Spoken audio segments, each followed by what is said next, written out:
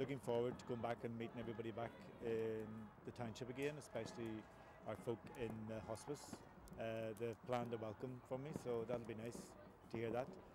Also good that I've company going over, and so I'm not going over on my own, and I'm pretty okay about it. A few times today I was a bit nervous when I thought about it. I thought, what am I doing? Am I doing the right thing? But I think I am.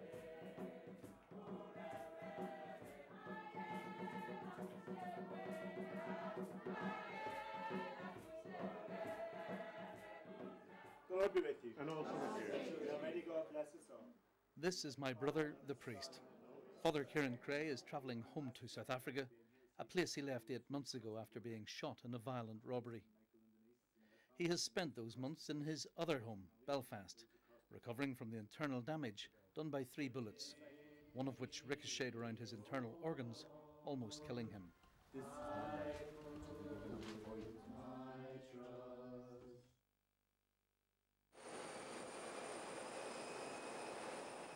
Kieran asked me to travel back to South Africa with him to help him settle back and to support him. We're here. We're on the flight to Joburg now, and I'm looking forward to going home.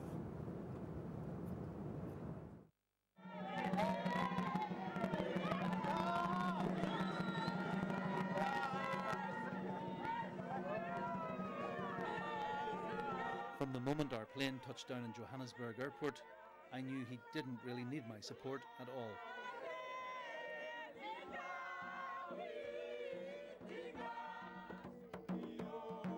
This place and these people, his friends, had been praying very hard for his return. They had feared for so long that he would not come back to them.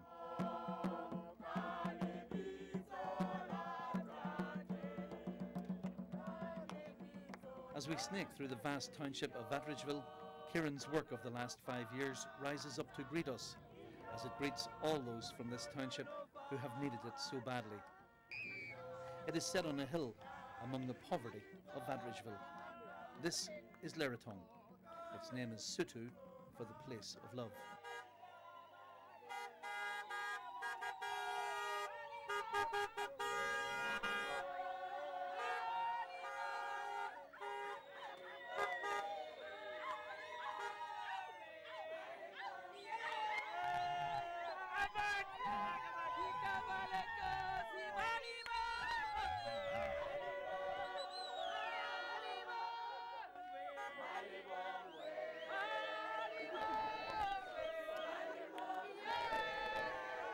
This place is very glad to have Kieran, the father, back among them. For me, thank you. Thank you. Love you, Father. I love you too. Linakarata. Thank you, thank you, thank you. Anyway, I'm back. I'm very excited. I never thought he would come back.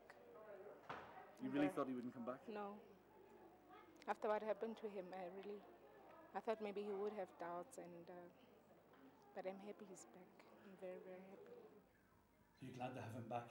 I would have wished to have had him back 6 months ago. Please, that's my humble plea to the Irish community, to the British people, to the parents and South Africans and to everybody. If we can have him back, the better for all of us. I thought he will never come back to LERATONG, to where people shoot and want to kill him. Even on Friday, when we were waiting, we waited about an hour there. We said, maybe he decided not to come. Are you glad to have him back? Yes, we were very glad, very excited to see him back. He's like, he's like a father to us. He's somebody we cannot just let go. So just for Banabesu, are sabling di bisa runa kaboy ko betsu. Khore retse be huni hela se globelo sen se halilang kamukwa masoni lehang.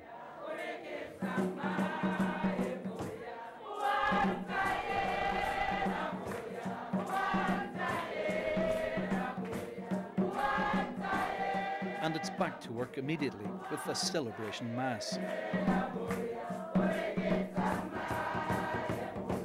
How happy are the poor in spirit? Theirs is the kingdom of heaven. Happy the gentle, they shall have the earth for their heritage. Happy those who mourn, they shall be comforted.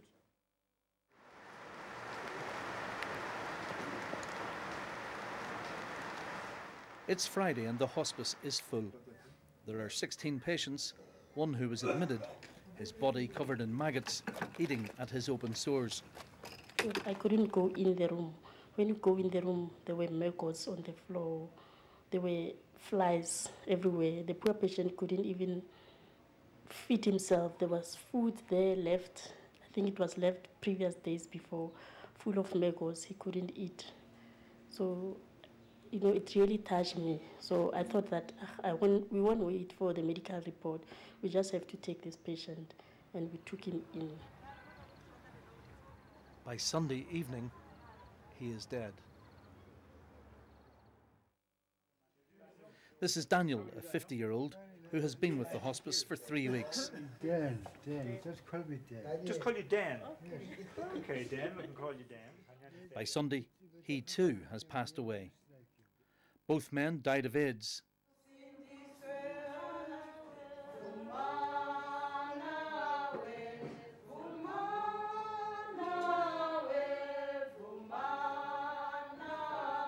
Each patient who dies here is honoured with a ceremony.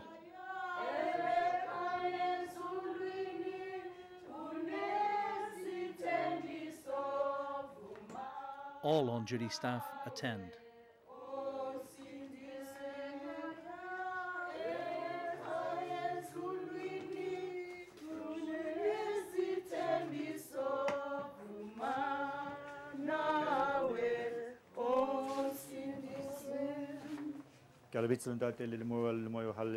Amen.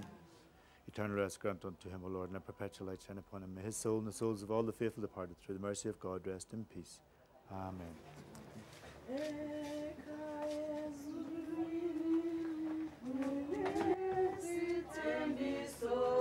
We gather the staff so the staff can say a farewell to be support for the family. But even sometimes there's no family, we think it's good for the staff that they come and make their own farewell in prayer, in song. That's our second death in 24 hours. Daniel was 50 years old. He died of AIDS, but a young fellow of 31 died this morning, or last night, 10:30, of AIDS. Daniel leaves two small, beautiful young girls, and the mother's just heartbroken of how she's going to explain to her daughters that the father has died. It was a very sudden death. We didn't expect him to go so suddenly, but that's the way it happens. We never know.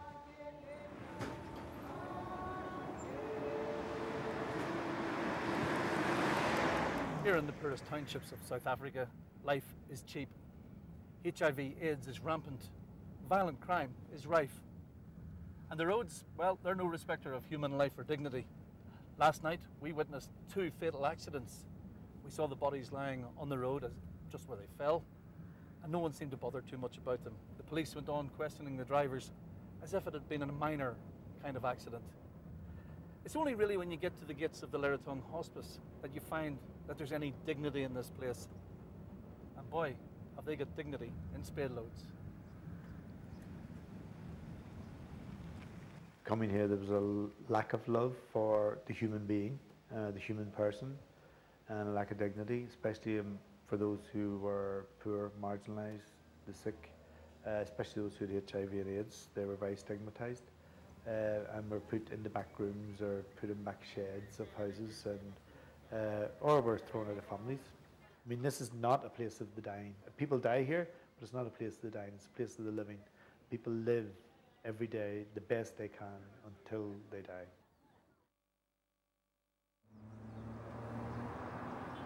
Dr. Selo Malachi volunteers his services at LERATONG. His surgery is in the middle of the township. When he's not there, he's here. The AIDS pandemic is very, very serious because I see that even personally at my practice, where I would say out of 10 patients, more or less 4 to 5 are HIV positive. Selo, the last time I spoke to you was about 5 years ago. There was no hospice here. You've done a very good job here, haven't you? No, we've done, and it's an excellent job, I must say. And then there was a lot of work that was involved in getting this thing, starting from the planning itself, the fundraising. Had we not had Father Kiran, I don't think we would have had such a wonderful structure.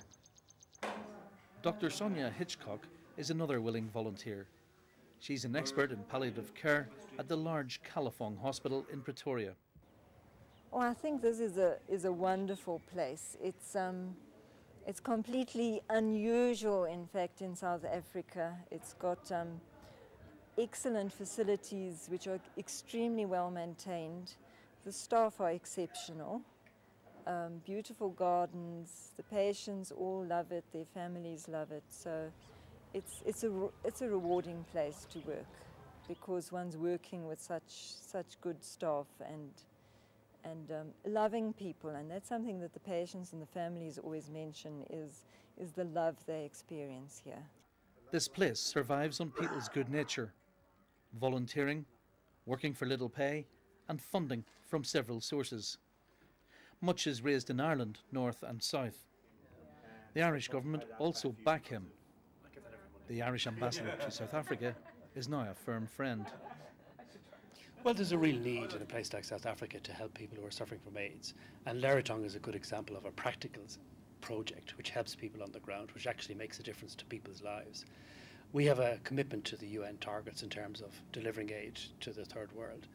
And we're delighted to be able to help projects like Father Kieran's, which are, as I say, making a real difference on the ground to people, actually helping people to deal with the disease of HIV/AIDS and to make better lives for themselves insofar as that's possible. We're delighted because, of course, he's great vitality and great energy, and he's a very good ambassador of Ireland, to be honest with you, in South Africa, and the media here have given him a very warm welcome, which I'm delighted about, and he's a very popular figure. And we're delighted that he's back and hope to be able to see him continuing his work and be able to help him insofar as we can.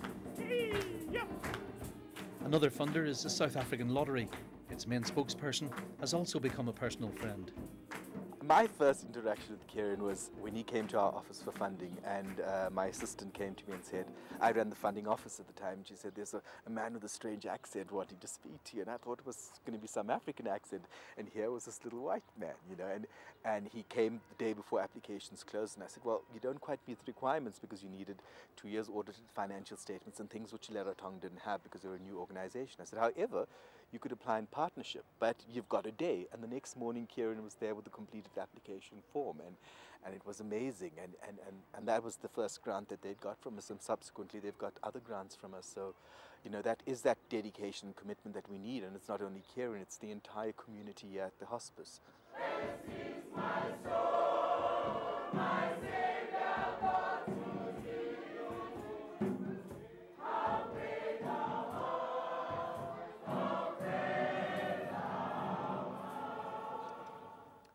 I've been staying with Kieran here at LERATONG Hospice for several days now, and I have to say, it's a haven of calm and tranquility. Well, it is during the day anyway. As night comes, things seem to get very different. You feel a threat, you feel a danger from outside. And that danger is eased, I suppose, by the introduction of these sensors, which are right around the perimeter of the building. It's also eased by a new alarm system which has been installed, and a new lighting system, security lights which come on if an intruder walks past them. But perhaps most important of all is this: a metal gate behind Kieran's door which he locks at night. Now that might make him sleep easier in his bed at night. One thing it won't do though is take away the vivid memories of the night he was attacked. The doorbell rang, I couldn't see anybody. Next thing, these guys just came from behind the door here, pushed me back, and they pulled this door open, broke the lock, and then forced me into my house, and they started to beat me around the living room. I was just wearing my dressing gown, and they tried to gag me with the dressing gown. Finally, I managed to wriggle through them and went through the door, and just as I got to about here, they all jumped on me and started beating me to the ground, and because then I was in my bare feet, so my feet had been scraped along this ground, and they just started really manhandling me and tried to force me to get back in. That's what they wanted, to shut me up and get me back into the house. And I thought, I don't want to be tortured, so I just thought, I'm going to fight. It's fight or I'm going to die here, I'll not survive. And the next thing, I could hear these shots of blue flashes, and that's when they shot me in the arm here and in the chest there. They had a gun pointed at my heart, So I managed to push the gun away, and the gun went off in my hand and shot the guy who was here. As I was getting up from a starter's position, two of the guys came up from behind me and shot me point blank range. You can see it up there. That went right up through my pancreas, through the gullet, up into the lung. It was like somebody had punched me from inside. And then I made my way to the medical room, and I found it locked, and I started banging on the door to get the sister. And so, not knowing what to do, I made my way around here, and this is the private rooms, and I thought to myself, I don't want to die in here. That would be ironic if I end up dying in one of the dying rooms in our own hospice. So I came out, and I was afraid of them seeing me, that I was still walking, because I think they tried, the last gunshot was to kill me. So I managed to make my way into the kitchen. But at this stage, I was getting very weak. I mean, I'd left a whole trail of blood behind me. And I came in here, to the dining room, and then I went out into the veranda. And I got up and I just started shouting to the neighbours. And then I just started banging knives off this railing, just to try and raise attention. Just sat down in this chair, and I just said, oh, this is it, this is it, I'm going to die. And I just said, God, not this way. I don't want to die this way. This is going to be too painful for my family and too painful for my friends to find me dead in a pool of blood here in our veranda of the hospice.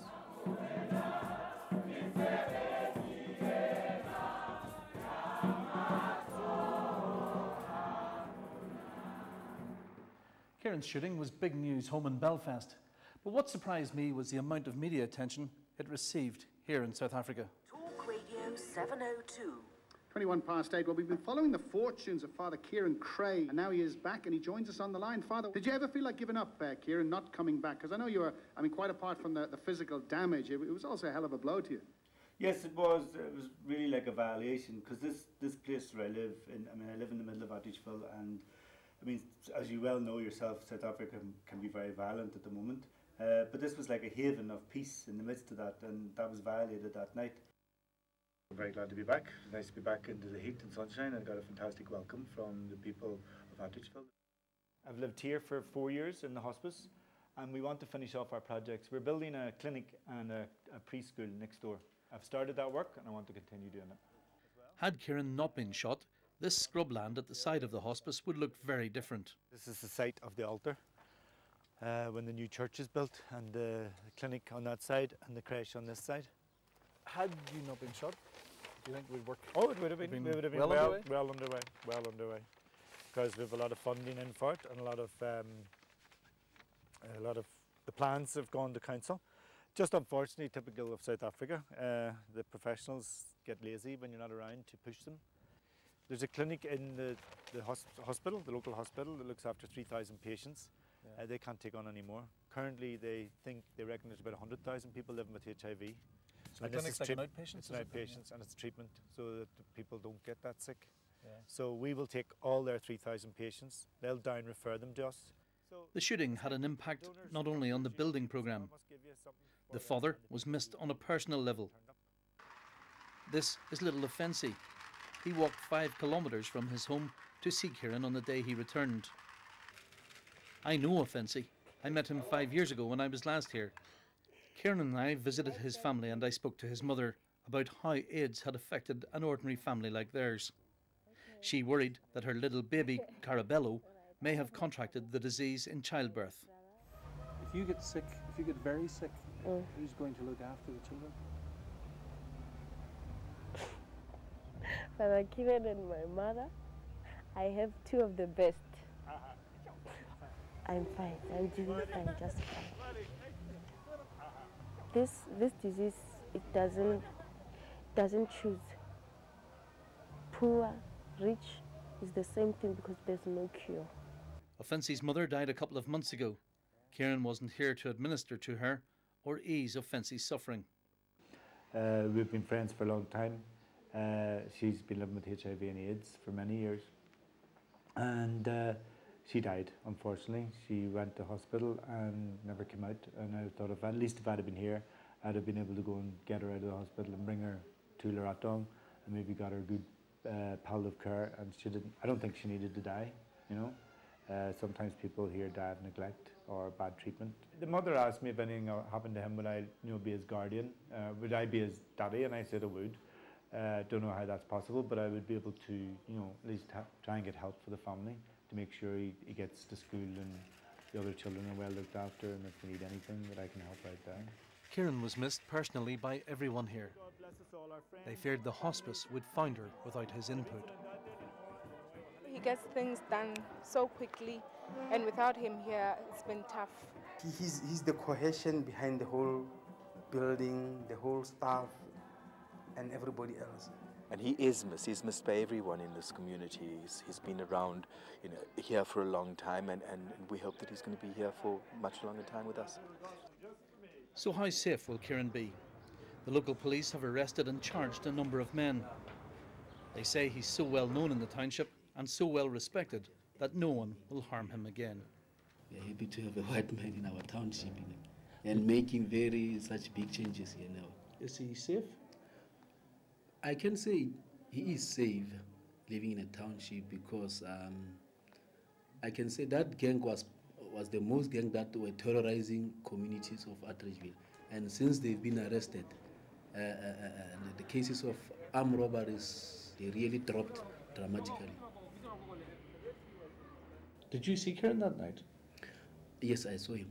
Was he bad or was he okay?